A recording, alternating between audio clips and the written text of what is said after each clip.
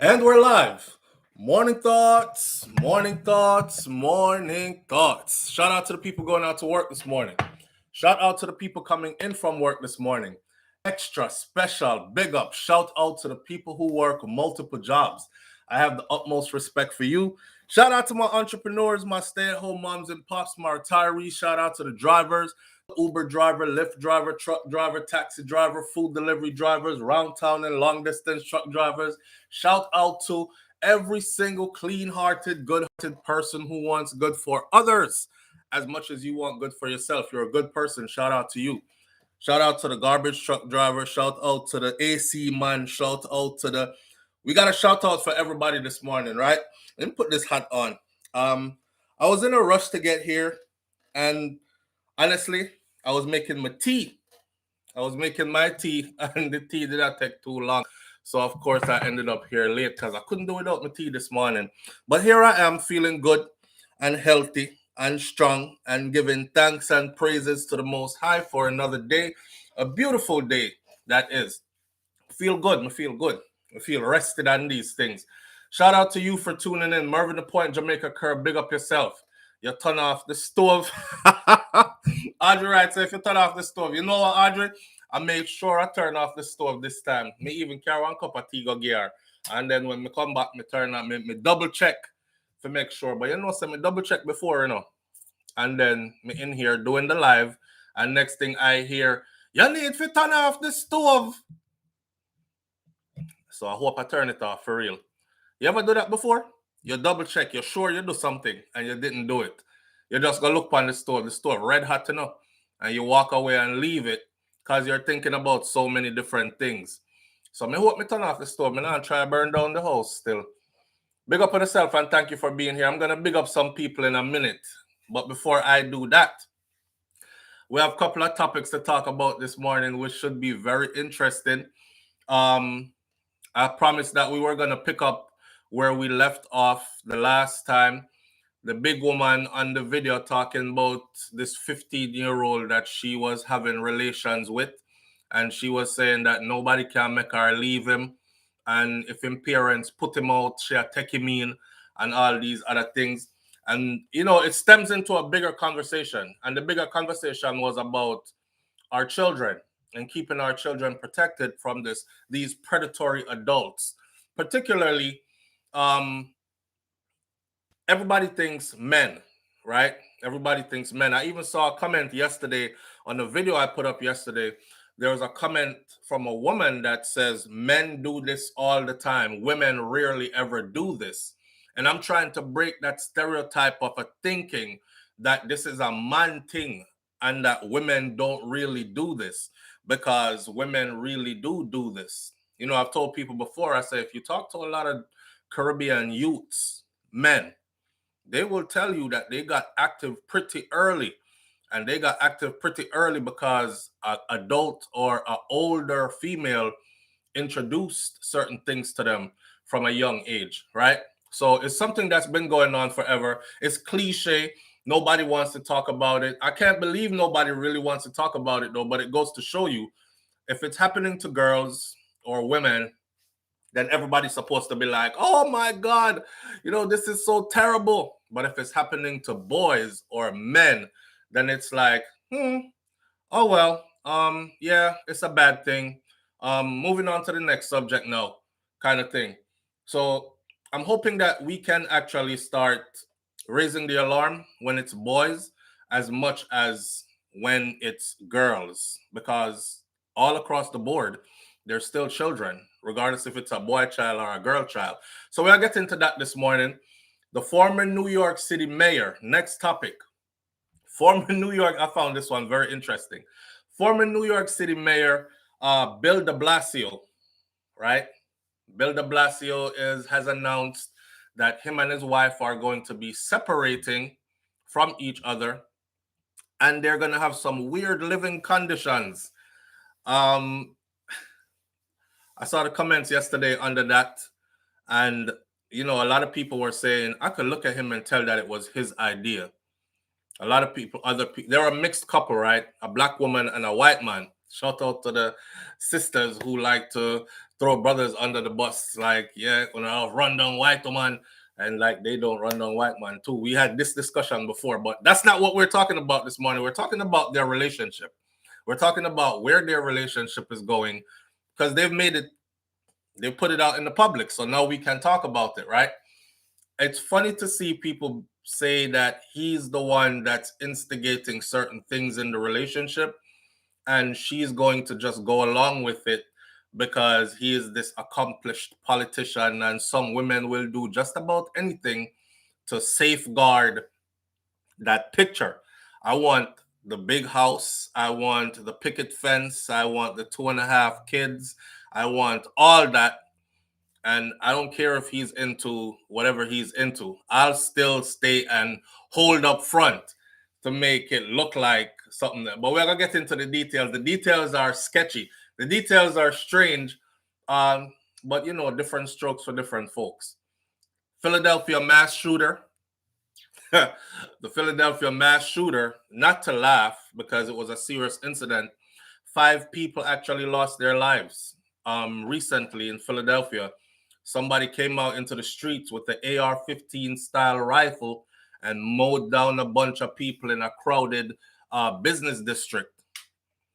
We're going to get into that, the details of that as well. I told y'all, man, don't be sleeping out here with your false sense of security. My wife have a hard time with me in public.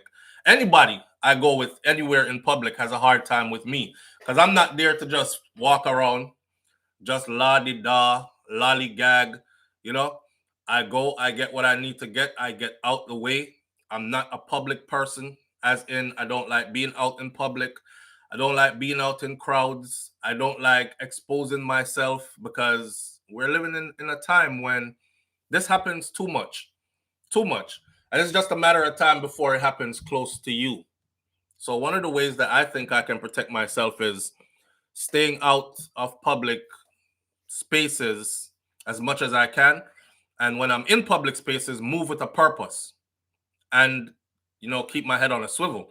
Like, pay attention to what's going on around me, see if I see any weird movements. Tech with myself is another thing that we say in Jamaica. I'm one of the first ones for tech with myself. But we're going to talk about the details of the Philadelphia mass shooter. And then there's an update to a story that I covered before. Jamaal Ellish. Jamaal Ellish is a Jamaican youth who went to school in Jamaica up to high school, left Jamaica, came to the US, and got involved in some things. Eventually, he ended up taking the life of a US Army soldier. I don't know if you remember that story. I covered it. Well, that case has gone forward into something else. So we're going to cover the details of that today as well. Those are the things we're going to be talking about this morning. I'm happy to be here. I'm happy to see you. We missed out on yesterday. Y'all know sometimes I take one day out of the week, right? And that one day out of the week is to like rest, catch up with what needs to be caught up on. I'm doing like juggling many hats at once and I'm only one person. Sometimes I'm burnt out and I don't get much sleep. So, some days I crash. And then when I crash, I have to rejuvenate and then come again. So here I am today. And let's have fun. All right. Miss Goldie Robinson, thank you for being here this morning. And thank you for being the first one here. And thank you for your ongoing support on all platforms and everything I do. I see you. I appreciate you greatly. And I couldn't buy that kind of support. You understand? I see you. I recognize you. I acknowledge you. I admire and I am appreciative. Thank you. Juno Bryan, big up yourself. Thank you for being here. Crystal G, Sean Cassell, big up yourself. Sean says, please hit the like button as you join the live this morning. Asarin Odetta is in the building with us this morning. Mr. Article Dan is also here. Audrey Wright, Perlis123. Michelle Howell is in the building this morning. Brahma Wright, my sister is in the building this morning. King Biggs, big up yourself, fam. In the building this morning. Mervyn Point, Jamaica Kerr is here. Wayne Nathan, Rasta Caribbean is in the building. Senior Sexy is with us this morning. Marcia Walters is here. Purple Royal is here. Sharon Spence is here. Darlene Walter Riley, BM, Lady J, Debbie Jervis, Bro Shaka, big up yourself, Bro Shaka. Thank you for being here. Audrey Wright, Stacey Ann Williams says, good morning, everyone. Thank you for being here. Rico Dye is in the building this morning. Thank you for being here. Beast Boy, what's going on? Thank you for being here. Nature's Motivation is in the building this morning. I appreciate you being here. Reggae Girl, Bento, Momo, thank you for being here. Virtuous Fire, DR. Onika St. John Jones is in the building this morning. Lovely Anika is in the building this morning. Lovely Anika also runs a YouTube channel. Guys, if you can just click on her link whenever you feel like it, go over to her channel and support. Each one build another one, right? Marcus Garvey said, as you go up the ladder, you reach back and you pull somebody else up, a brother or a sister, up the ladder with you. So each one teach one, each one build another one. We move in that vein, right? We are Garveyites. We move in that vein. So shout out to Lovely Anika. Thank you for being here. Thank you for supporting my platform. And I'm sending whoever wants to go over there, please go over there and support her channel as well, right? Audrey Wright, this is a community that we build like this, which is the beauty about doing stuff from grassroots, right? Shout out to YouTube for even making something like this a reality. Donna Davis is in the building this morning. Audrey Wright, big up yourself. Thank you for being here. Black Goddess Henry.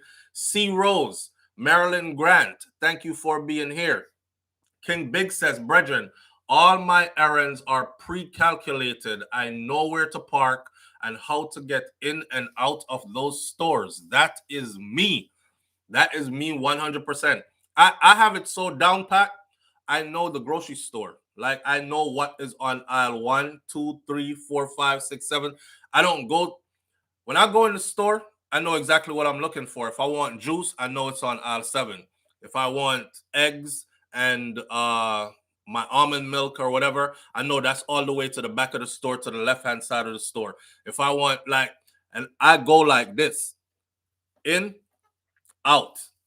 In my mind, I'm thinking, if this place gets shut up at any minute now, because it could happen. A lot of the times I'm sitting at home and I hear, oh, grocery store in Texas just got shut up. It's a Walmart, something, or another kind of store, grocery store, and how many people are dead. And I'm like, damn. Wow. And not only that, shout out to Florida, because, you know, you have the right here to be strapped up and protect yourself. And we do that, and we do that very well as well, right? Miss Goldie Robinson, big up yourself. Sharon Ingram, Brick House is in the building this morning. When I hear Brick House, I think of she's a brick house. She's mighty, mighty. I don't know who sang that song. I think it was Rick James, right? I don't know. That song was before me, but still. Onika said, Lovely Anika says, thanks for the support. Thank you for your support too, Lovely Anika. Where is Vicky Victory? Somebody go wake her up, please. Vicky probably tired, or Vicky probably started work early this morning. All right, let's get into our topics. Where do we start? The big woman on the video saying that she wants the little boy and she's not leaving him. Do we start there? Or do we? That's a deep topic, you know. That's probably going to take a while. Or do we start with the former New York City mayor, Bill Deblasio, says he is separating from his wife, Charlene McCray, and here is why and how they're going to be living after this.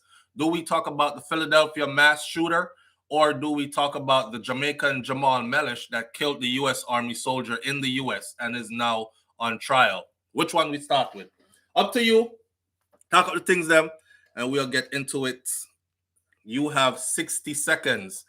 All I have in my cup this morning, ouch, ouch, ouch, piece of lime and some hot water. Yes?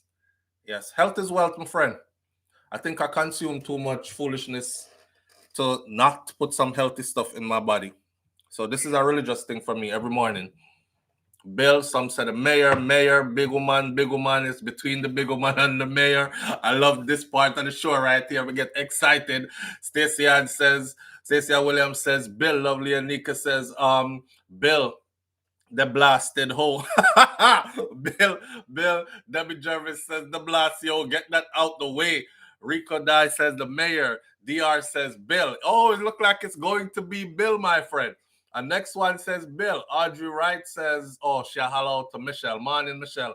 BM says, any topic goes. Big up yourself, BM. Audrey Wright says the mayor. It's another one for the mayor. Virtuous Fire says Army. King Big says the mayor. Mr. Article Dan says, what list big woman? All right, we only have a few for the big woman, but the big woman is trailing the mayor. Prillis123 says the mayor. We have 15 seconds left. Let's make it count. We have the mayor leading so far. Bramwell Wright says Bill. That's the mayor. We are going into the mayor again. Wayne Nathan says the mayor. It looks like it's going to be the mayor. With 8 seconds to go. We have the mayor. Purple Royal says the mayor. And we have 5, 4, 3, 2, 1. DR laugh. It's the mayor. It is. All right, so we are going into the mayor. Cool mayor. Listen, let's pull up. Hold on there. Pardon me. Somebody said, why do you always sip your tea? It's so annoying. Let's go into this real quick. I'm going to show a picture of everything first, right? So you get a good picture. So this is wifey, and this is huzzy. Wife and husband team, right? That's them. Right? Very accomplished politician. He was the mayor of New York City. That's a huge feat. That's his wife. That's his wife that's been with him for many, many years now. All right. We're going to unpack this at record speed, so stick around for the ride. Former New York City Mayor Bill Deblasio and his wife, Shirlane McCrae, they are separating after 27 years of marriage. Stop. First of all, right, 27 years into a marriage, after I have given you 27 years, none of us are going anywhere. And I know it sounds like kind of creepy-ish, stalkerish. One of them people, if I can't have you, nobody will. I'm not that kind of person, and I won't ever be that kind of person. I never shot a woman yet, so that's not a problem. I'm not going to run down no one person and kill off myself. But at the end of the day, we're not going nowhere after 27 years. You're just going to have to be mad and mentally divorced and be in another part of the house. And then when you come out of that, we rekindle and get back together in our next part of the house. But you ain't going nowhere after 27 years. That's a long ass time. 27 years. That is a lifetime, right? But okay, 27 years of marriage down the drain. Here we go. In an interview with the New York Times, the politician explained that they plan to remain living together in their shared Brooklyn home, but they will be open to dating other people while they are there. Just tell me you want to have an open relationship without coming with all that. They will be open to dating other people after 27 years of exclusivity. We're going to be divorcing, but we're still going to share the same home, and we're going to be open to dating other people. So say you go out one night, you get kind of tipsy, you see this person who you find irresistible. You grown people, you bring that person home. One thing leads to another. Me supposed to stay in the next room and listen to Uno over there. Nah, I'm mashing up stuff in the house. It can't happen. So therefore, we can't live in the we can't share the same space. Divorce and still sharing the same space and open to dating each other. This is weird. But different strokes for different folks. That's why I found this very interesting. Right. All right. So he goes on to say, Bill and Charlene, they tied the knot in that 27 years of marriage. In an interview with New York Times, the politician explained that they plan to remain living together in their shared Brooklyn home, but they will be open to dating other people. Bill also shared the news on Twitter, writing, quote unquote, even at this moment of change, this is a love story. So I'm looking at the comments, right? And everybody is like, you can look at his face and tell he's the one that suggested this. He looked like that type of person to suggest this type of stuff, right? He wants to have his cake and eat it too. Them say, look on him face. Him look like the person where he wants this. This is what he wants. And she's just going to go play along with it.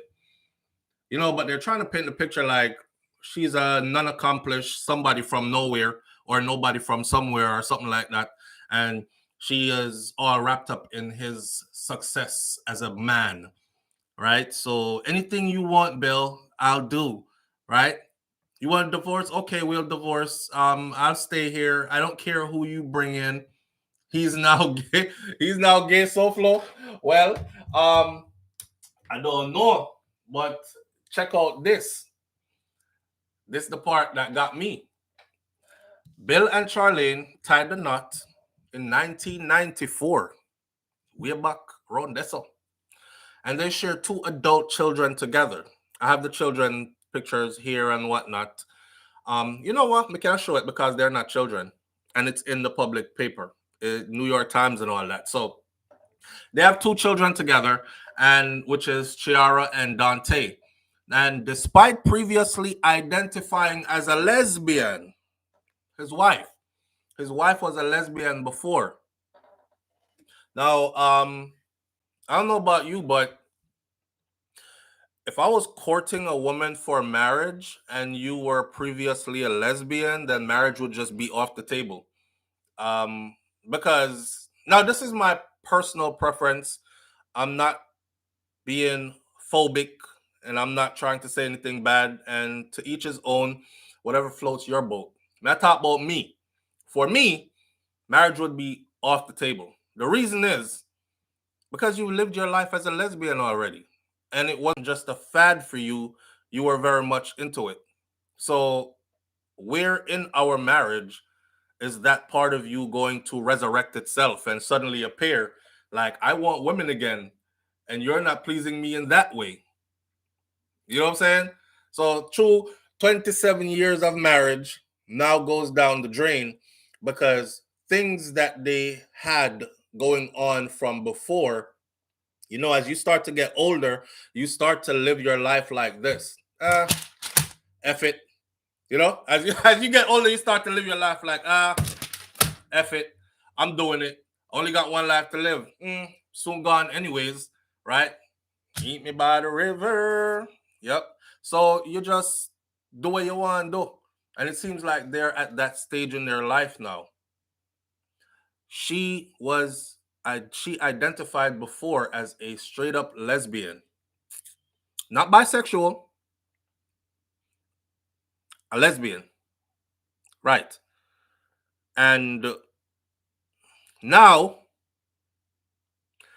she has since shed that label because she's saying that we're moving into different times now, right? She's since shied away from the label lesbian. She don't want the lesbian label now anymore.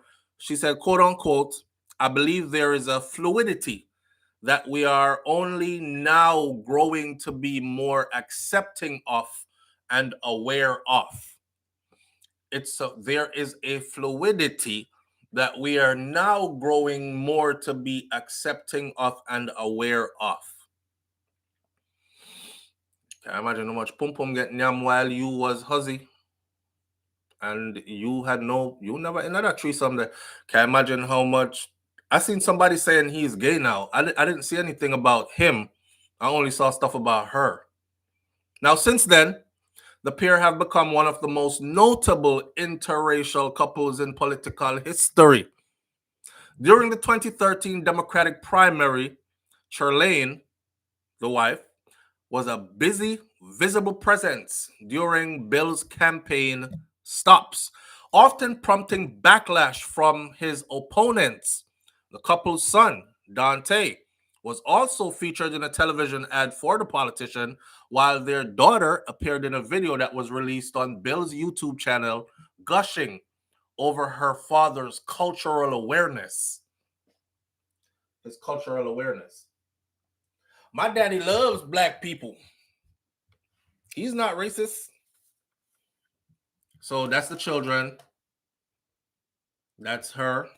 I mean, it looks like a family unit, right? Yeah. Black Goddess Henry says it looks like she was the man in the relationship. Ha. You know, some people have some weird fetishes. Some men like women that are manly. Yeah, some men like women that are manly, and she can strap on to something and beat him with it, if you know what I mean. I mean, people have their thing. Hey, to each his own. I'm not there. Uh, and while the Deblasio family was once a happy unit, Bill and Charlene have decided to split on paper. Here's everything that you need to know about the couple's separation. Bill de Blasio admits that his career played a big part in their failed marriage. Now, since serving as the mayor of New York City, a high accomplishment, Bill's political career has stalled. In June, the city of New York fined him $475,000 for misuse of his New York City security detail. According to the New York Post, the complaint alleges that Bill, without authorization, enlisted his security details for 31 out of state trips in 2019, and they weren't political trips. In 2020, he launched an unsuccessful presidential bid, which he now admits led to the deterioration of his marriage to Charlene. In other words, I tried to run for president, it didn't work out. I don't know, I got depressed after things fell apart. My marriage started falling apart. I thought it was a distraction, Charlene said to the New York Times. She went on to explain that although she was unhappy with her husband's decision to run for president, she tried to remain supportive, adding that that's part of the difficulty of being part of a package. Bill further suggests that his 2014 to 2021 term as mayor also caused another strain in the couple's relationship. This relationship been straining from long. This relationship must have a weak back. It's strained out. Everything strained them. The politician explained that the pandemic combined, blame it upon that to us, the pandemic combined with his increased responsibility as mayor, all that became just overwhelming. And he said that kind of took away a little bit of our soul. This is him saying this kind of took away a little bit of our soul. It made me emotionally very needy. Bill admits that he fears what he had feared about Charlene's sexual orientation all along.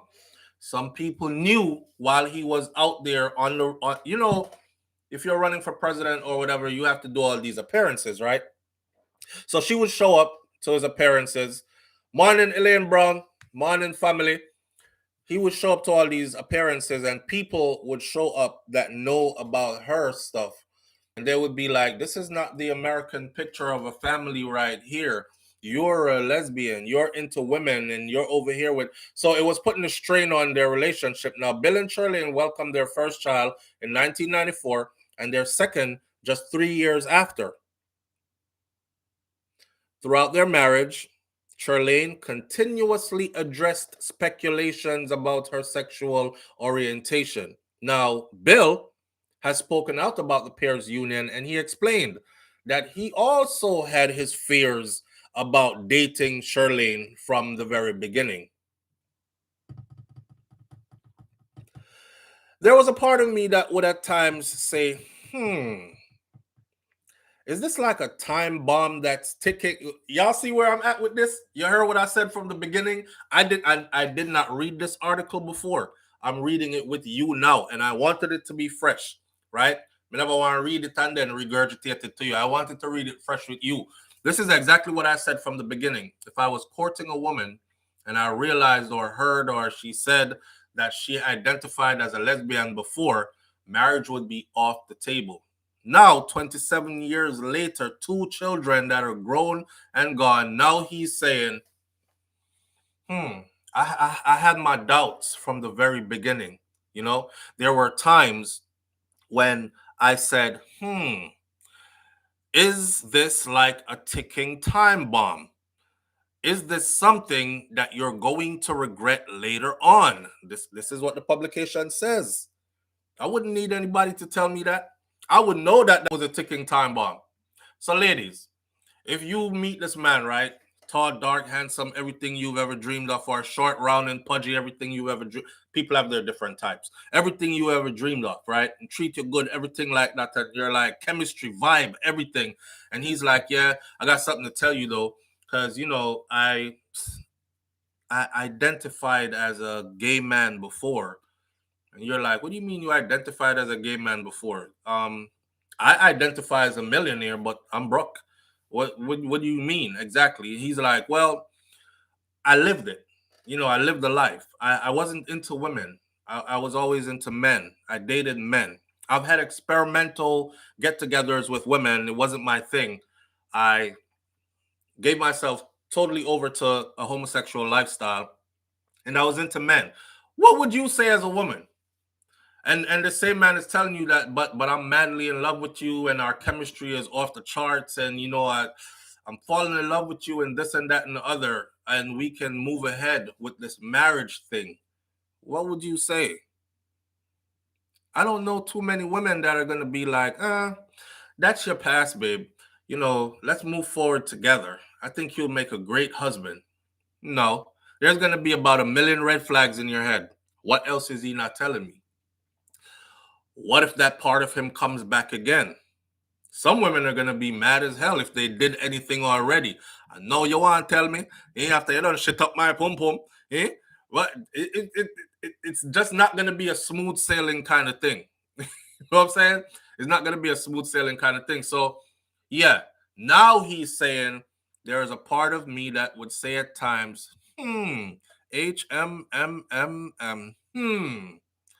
is this like a time bomb ticking? Is this something that I'm going to regret later on? He said during a couple's interview with the New York Times, or with the Times Magazine. So I always lived with that stuff. Wow. Funny thing is, that's how they end the article. So I always lived with that stuff. In other words, he's saying I always lived with the doubts. And I don't think he's the one that came up with this. I think she's the one that came up with this.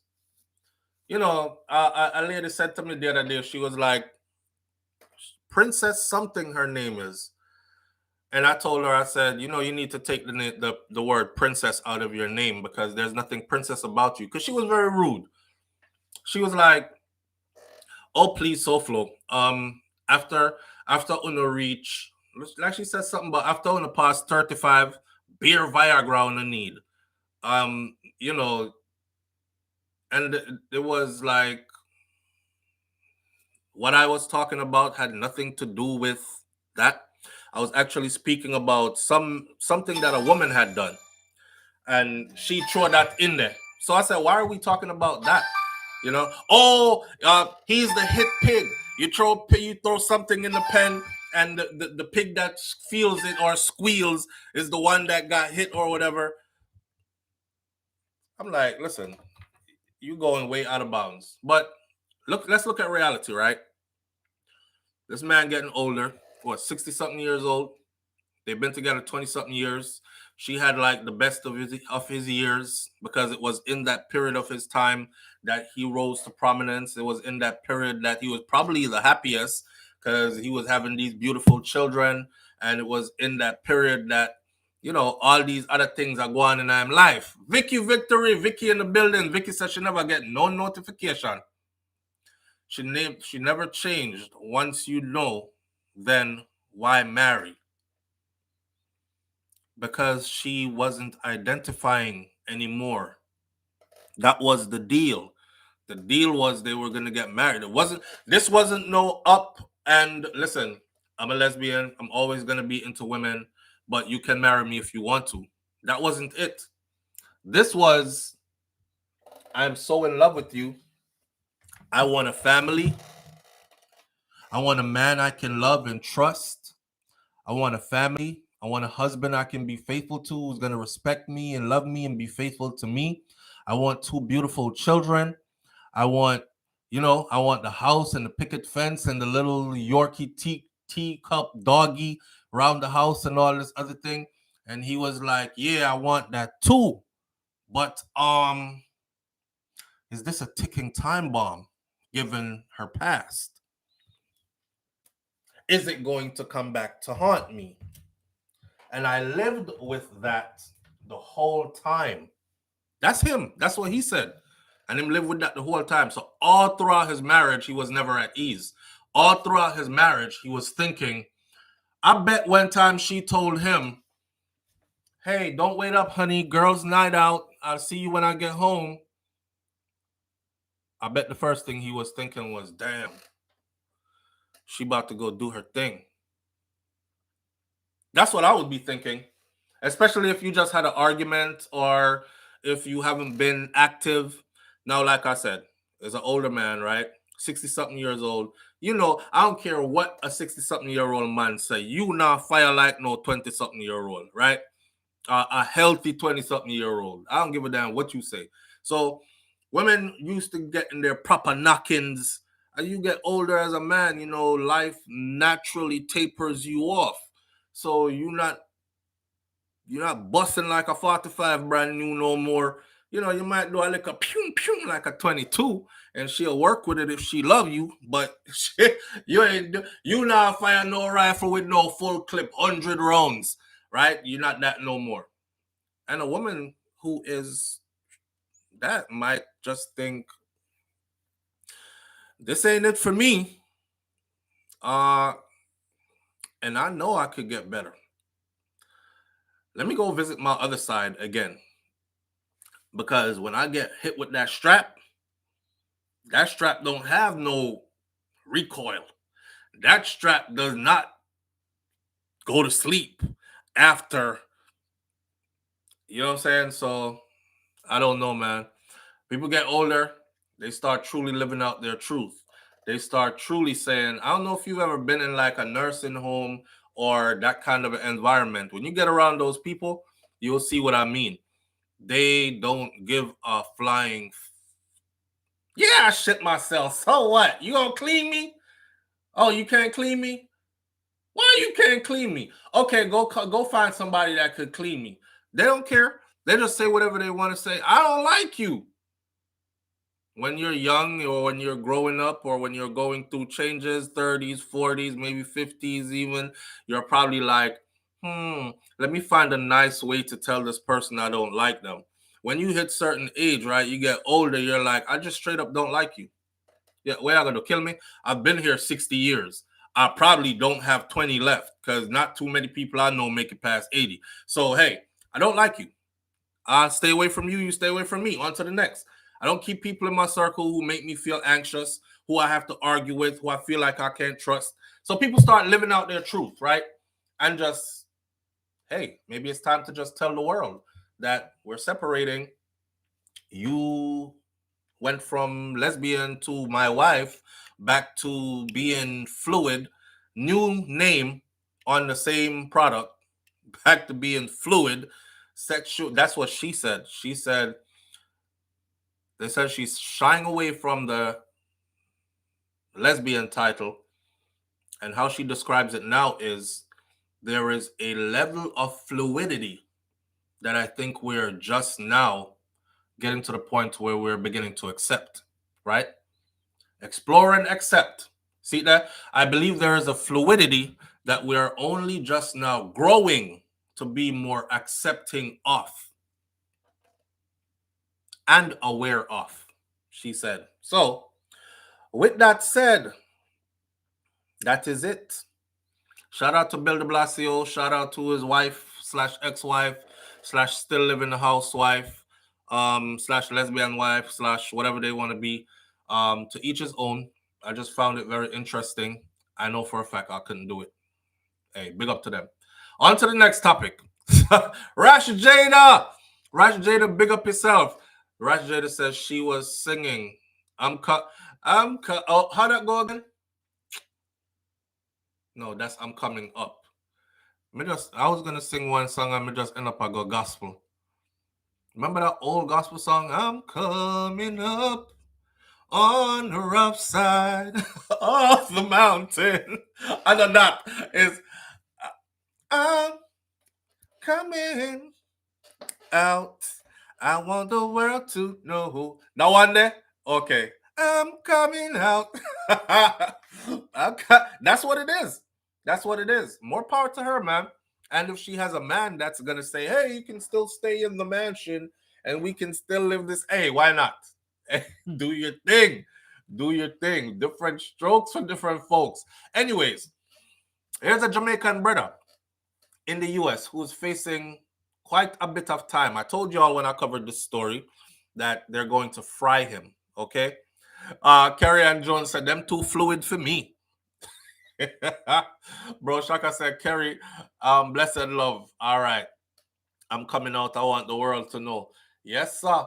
So anyhow, there's a Jamaican dude that came to the US, like a lot of us did. He was making good of every opportunity here, and then boom, he gets caught up in trouble.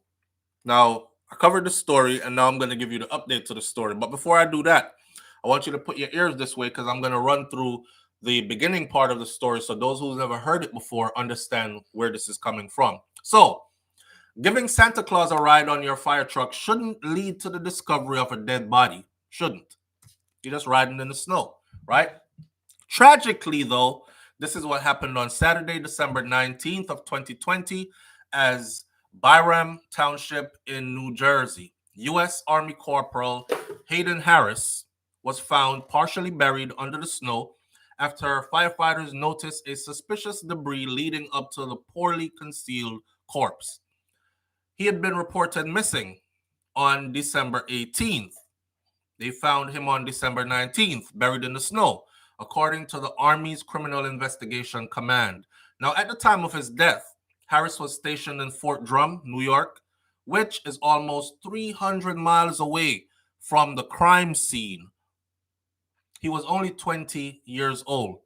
Hayden Harris, he was originally from Guys, Tennessee, and he was nicknamed Opie. They called him Opie because of the way he looked. I'll show you him in a minute. He was nicknamed Opie by friends and family back home due to his signature red hair. Harris had been stationed in Fort Drum, and if you know anything, Fort Drum is far away from Tennessee, right? Tennessee is all the way down south. Fort Drum is all the way up north. It's one of them army bases I never wanted to get stationed at because I'm not into the cold thing, but they sent me to Germany, which was even worse. Anyway, but I ended up having fun. So anyways, he was stationed in Fort Drum since July of 2019, and he had always wanted to join the Army according to his family and his friends. So the timeline, July 20th, Hayden and a fellow soldier whose name is Jamaal Mellish, the Jamaican dude.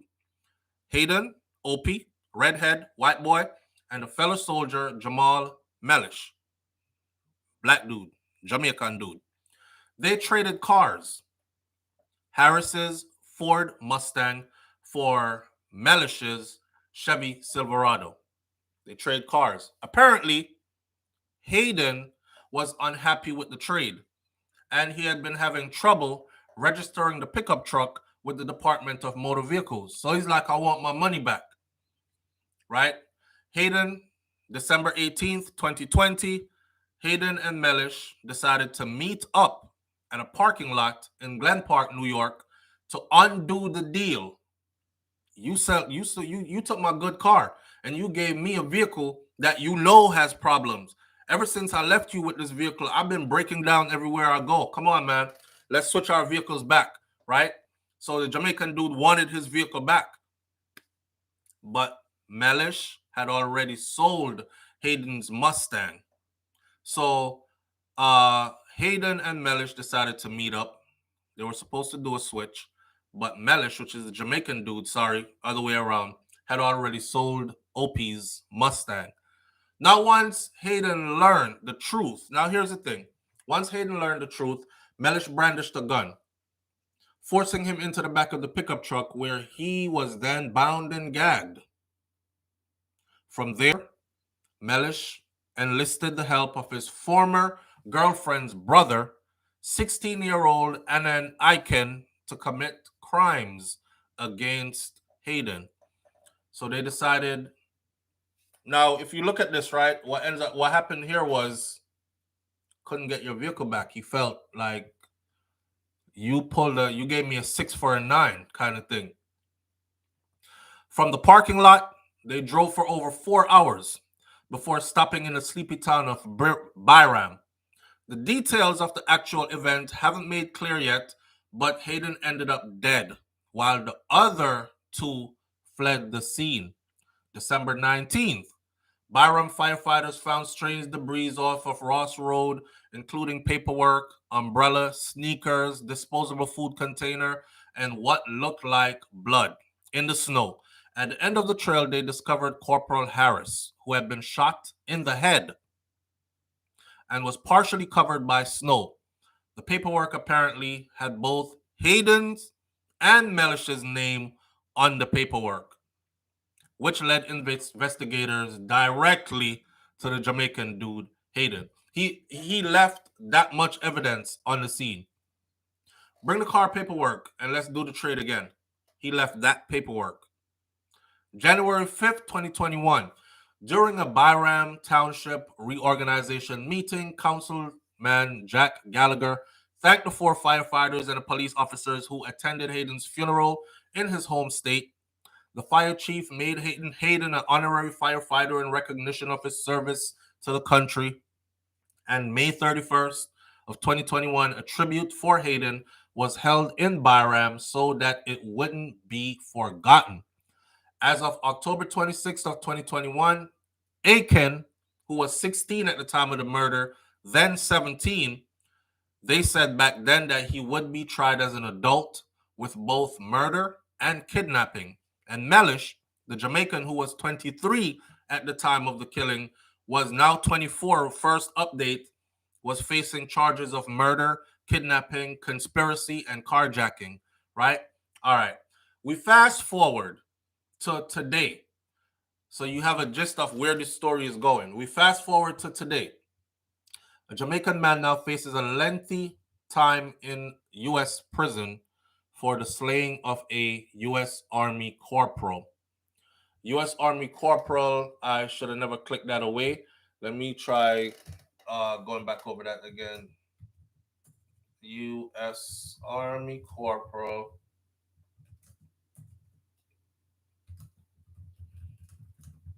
Fort Drum. All right.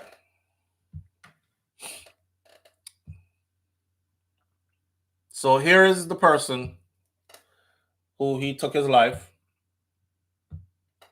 This is why they call him OP, because this is he. He looks like this. And once I saw that, I said, this is the all-American. This is the all-American white boy kind of look. You are black. You are an immigrant as well. And you took his life under crazy circumstances, shot in the head. They're going to fry you. So that's OP.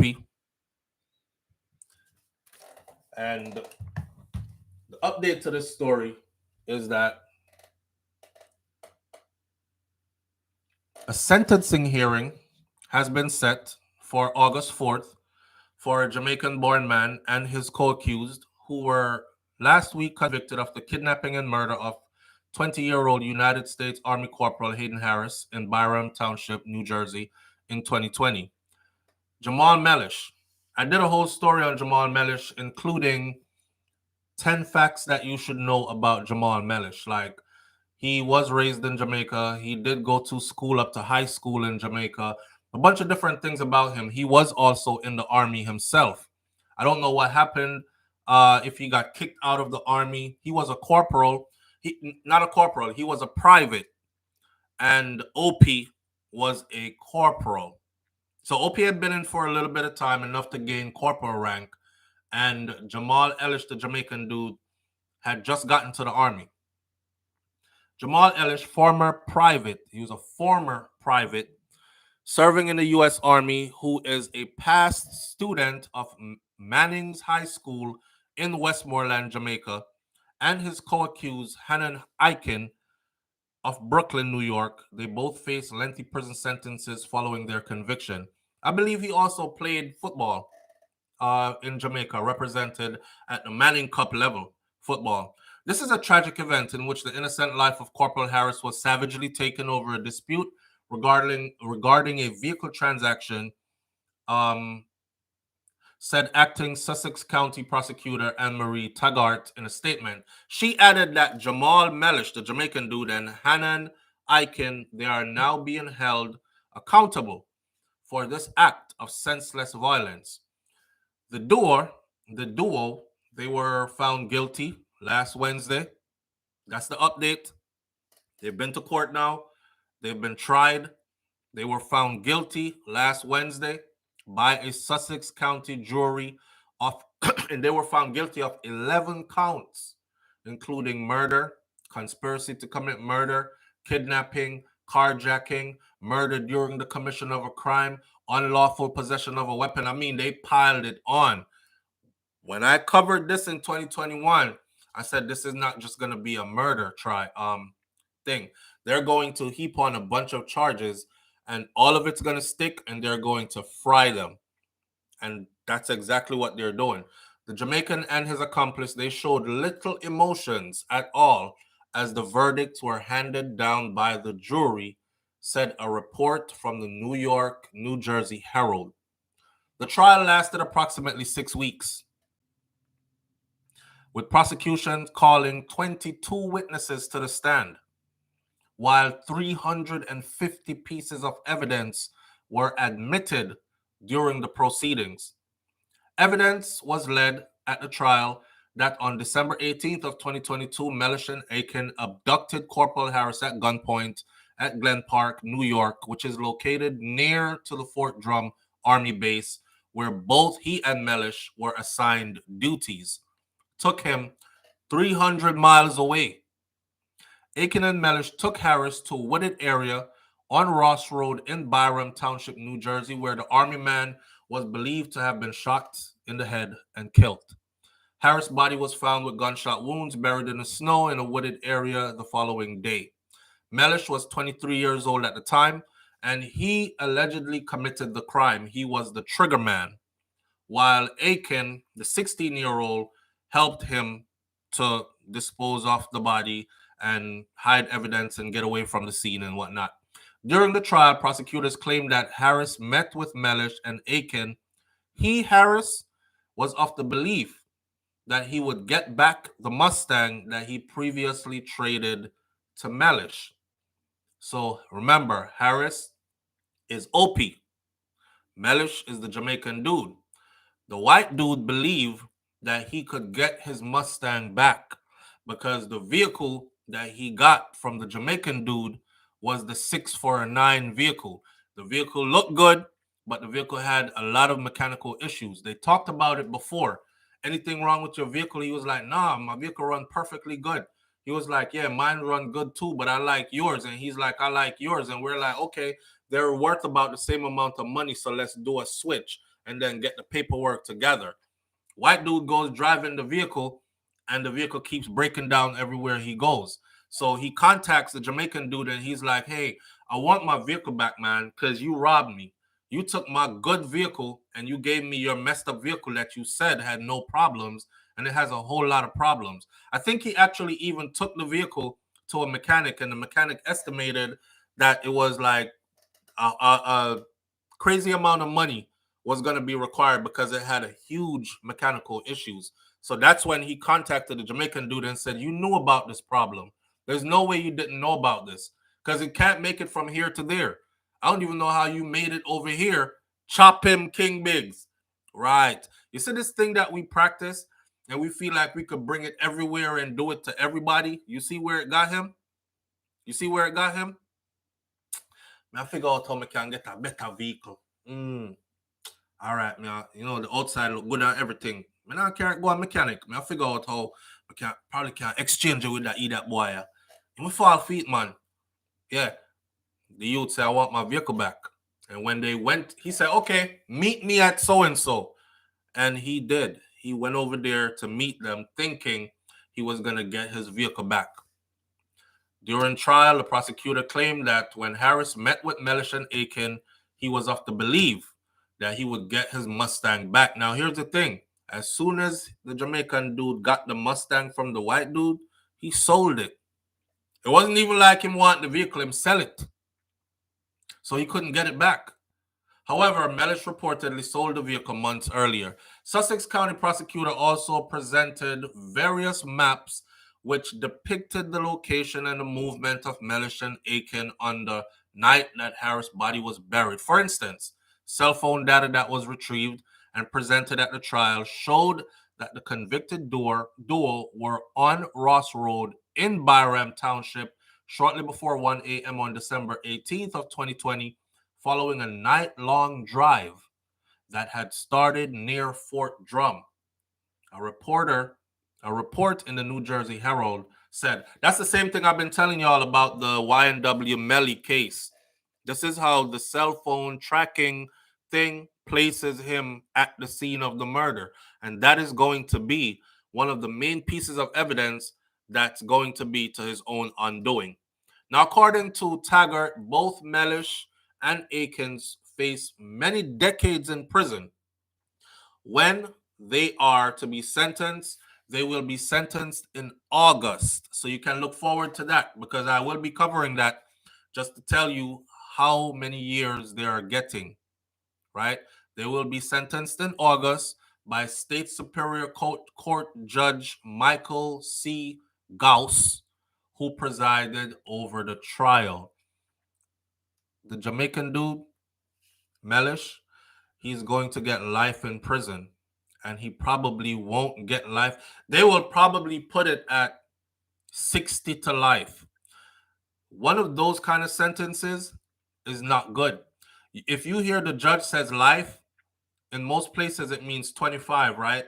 And after 25, you're eligible for parole because 25 is considered life. If you hear life without the possibility of parole, that means you will never come out.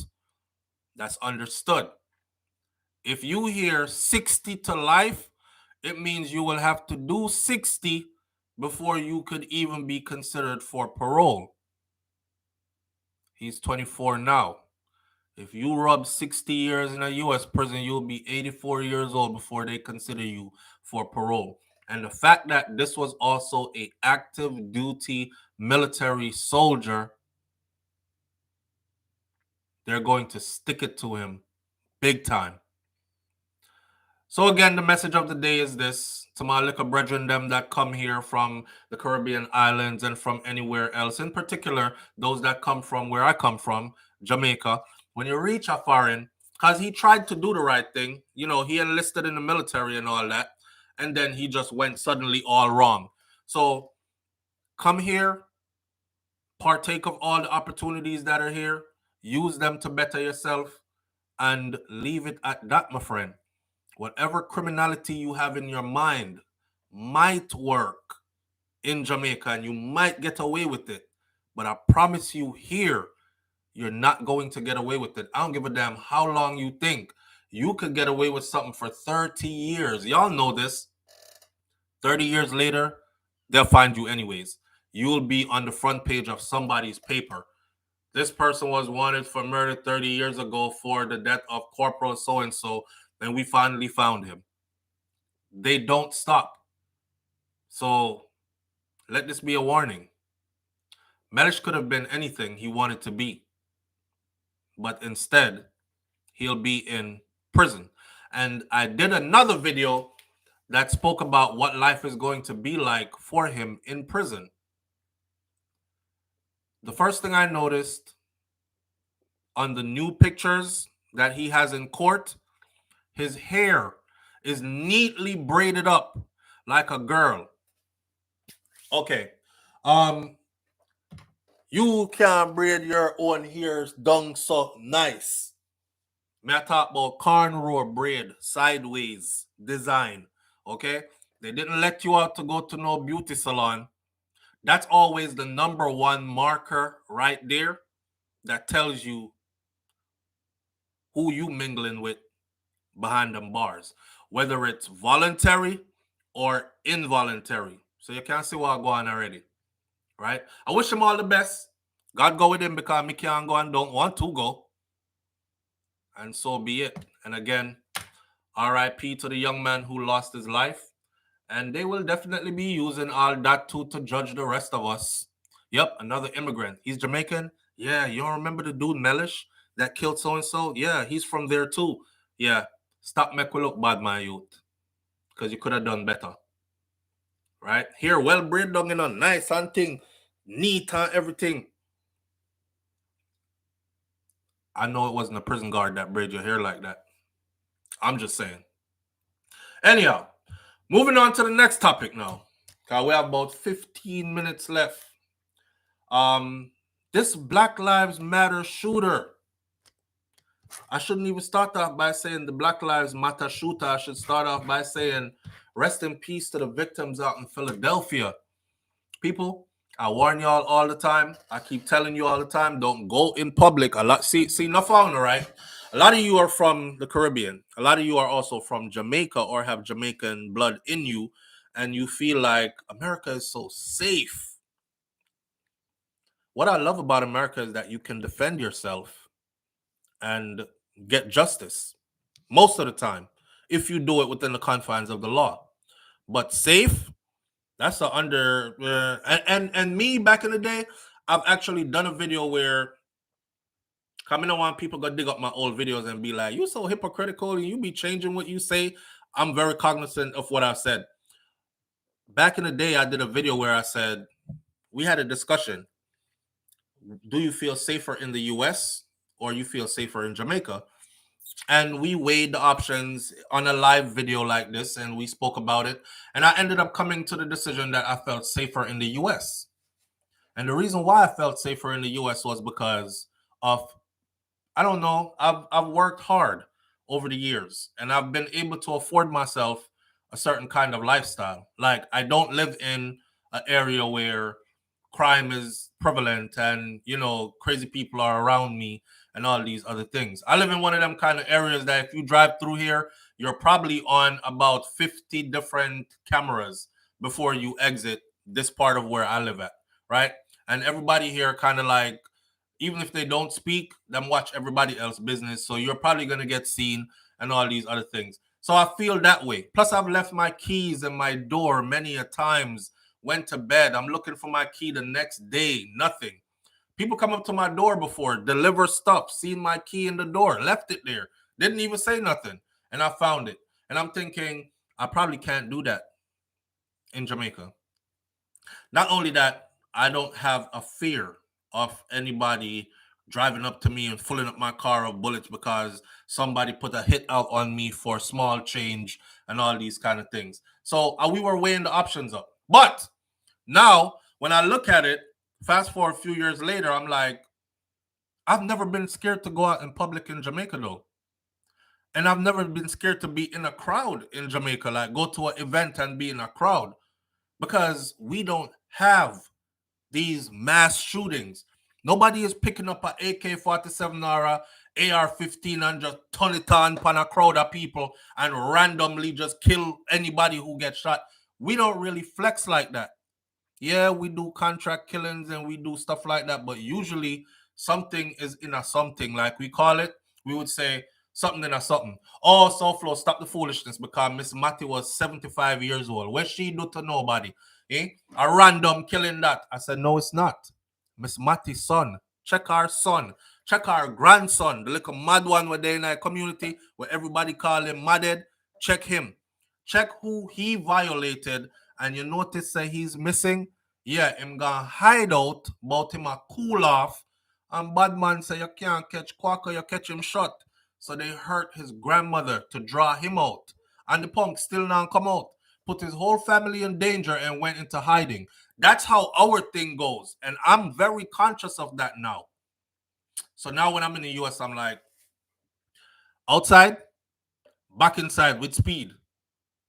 Stand up out the door and just la la la all day? No. And if I am standing outside la la la, and you best believe I got some protection on me, and I'm thinking like I'm drilling in my mind like how fast can I pull? How fast can I? That's what my mind is doing. My mind is like it's right here, it's right here, it's right here. How fast can I? How fast can I? How fast can I? I saw me steer.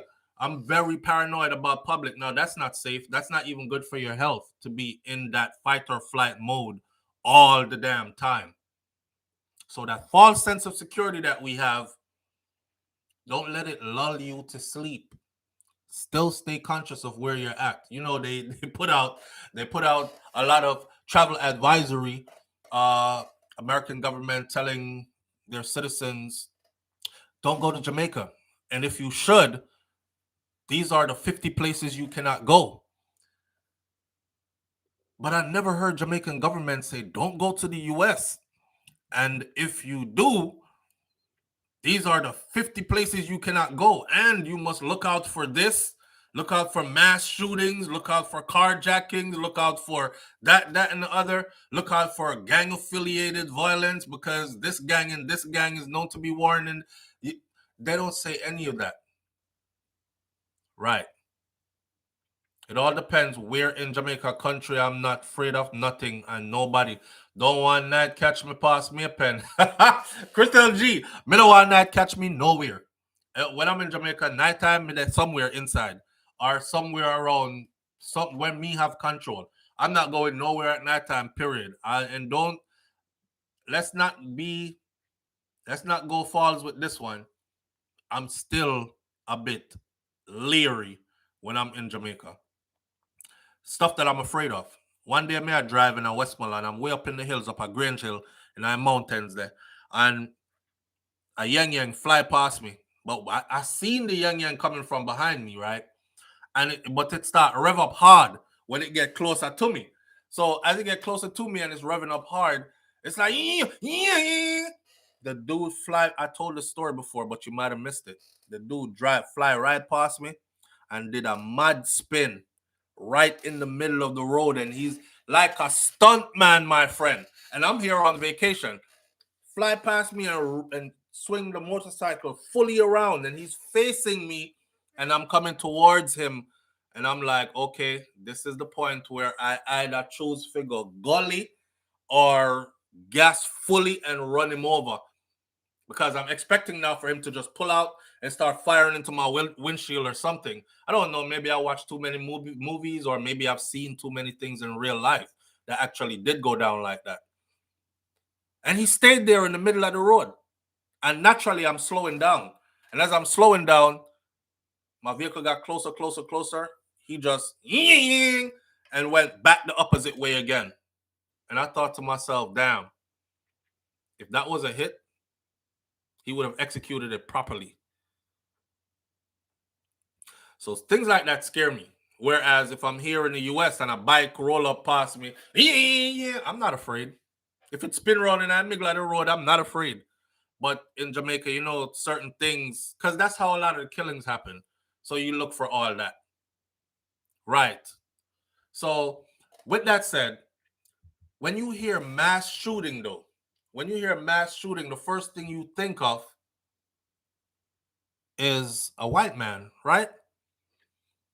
White people ain't saying nothing too bad about you. I'm just saying statistics shows that majority of the public shootings were done by white men.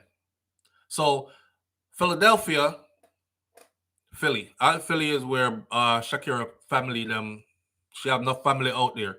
So when I heard of it, I was like, damn, mass shooting in Philly. I said a white man done went crazy.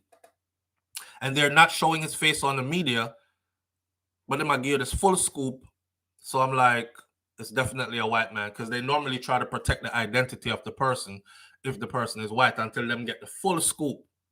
Lo and behold, when the picture them start bust out, my friend, first headline says, this is a Black Lives Matter activist man who wore women's clothes. A Black Lives Matter activist who wore women's clothes. Now, this is he. This is not how him look in other pictures. That's he. And I'll tell you something else about this mass shooting right here. This mass shooting right here.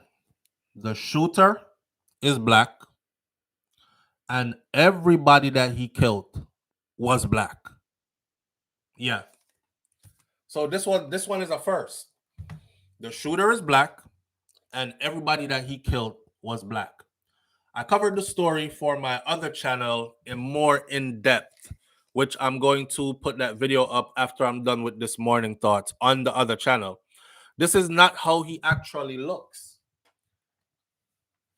Here's a next picture of him. That's him. Black Lives Matter activist. And he's online with hashtag We Matter, Our Lives Matter. I find it ironic that you're saying Black Lives Matter and then you go out publicly slaughter 5 black people that had nothing to do with nothing. Vicky Victory said, "Whoa, me I." But Vicky, if you see him arresting picture, let me show you his arrest picture. Wait there. If you see his arrest picture compared to that, right? So there's a long story behind this guy. Oh, hold up. There's a long story behind him, but this brother come out prepared, because they said he had on a ski mask, he had on a bulletproof vest, and he was carrying a AR-15 style rifle and a pistol and extra magazines and a police scrambler, radio scrambler. And so this is something that obviously he planned. Come well prepared. So him look like this, right? Now watch him when time he got arrested. This is we went from that. Take a good look again. This is he that they're showing now. Let me show you. Da da da da. All right. So him stay so. Oh no, I can't lose that. Oh, that's why it was caught up.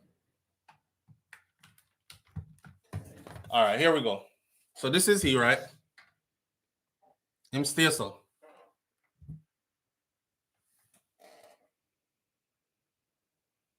Right. King Biggs. King Biggs. King Biggs said. Hold on. Stopping at his computer. I don't know why the computer does that. But okay, so here is he now. This is the man when him get arrested, right? Hold on the collar. Hold on there. Wait there. This is he at arrest.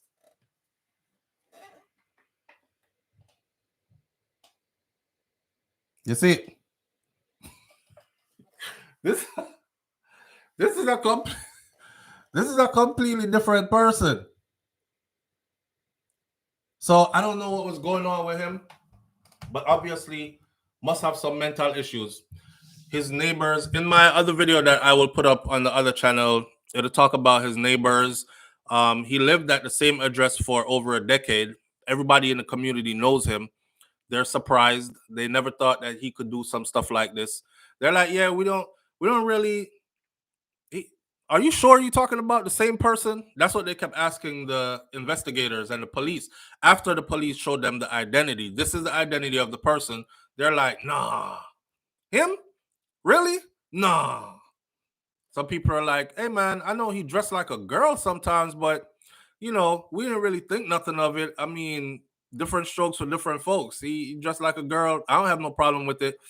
Everybody was talking from his community about how he is, things he's been into, and all that. So I got way more details on the other video that I'm gonna put up after this on my other channel, which is at Hot Topics TV on YouTube.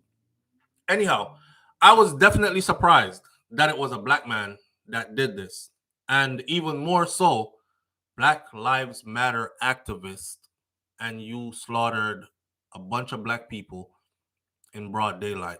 Here's my thing. It goes to show you, right, that this whole Black Lives Matter thing, I'm not talking about Black Lives Matter, the organization. I'm talking about the concept of Black Lives Matter in our mind as black people. Half of the black people that say Black Lives Matter, it really doesn't matter to them. LA asks, what's the motive? They don't know. They don't know. What somebody is going to say, he was probably on hormones and some other kind of medication trying to transition and it messed with his mind. Somebody else going to say is Y2K Ultra or mind control. Somebody else is going to say people have all kinds of theories as to what this might have been. Right? Ella A says that. You think it's hormones?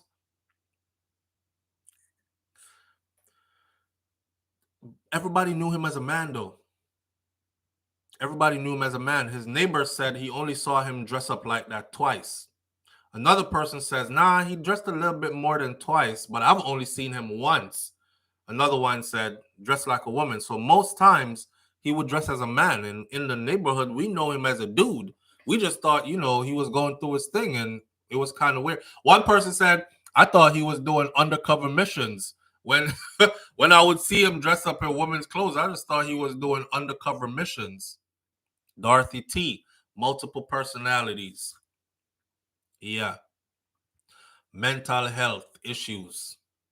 Struggled with that mental health issues. And you know why I think he probably killed all black people? Is because that's where he wanted to belong, but he was never accepted. And he probably dressed that way because that's who he truly wanted to be. But every time he tried it, he realized how rough it was to actually be that. So he had to switch back to what he did not like.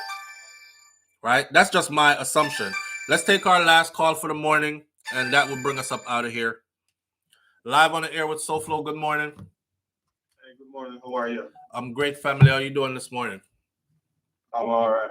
Hey, I'm calling about the topic when I hear you say that sometimes after like 30 years they have to come in for you. They're still investigating. Yes. A case never a murder case never really dies in the U.S. Even when the detectives do a whole career and they retire, they pass it on to the next one. Cold cases get cracked and open again and start reworking again, so they never give up. So I would like to either do a or a live stream because I believe. You're cracking. Do you have us on? Do you have us on speaker or Bluetooth? Because you're cracking up and we can't hear a thing you're saying. All right, you hear me now? Yes.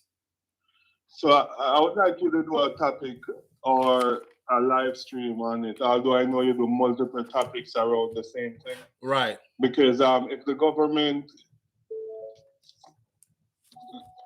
invests in something like that based on the fact of making sure that, when somebody let them come in and the police them take notes, and when them don't take notes, that's it. Yeah.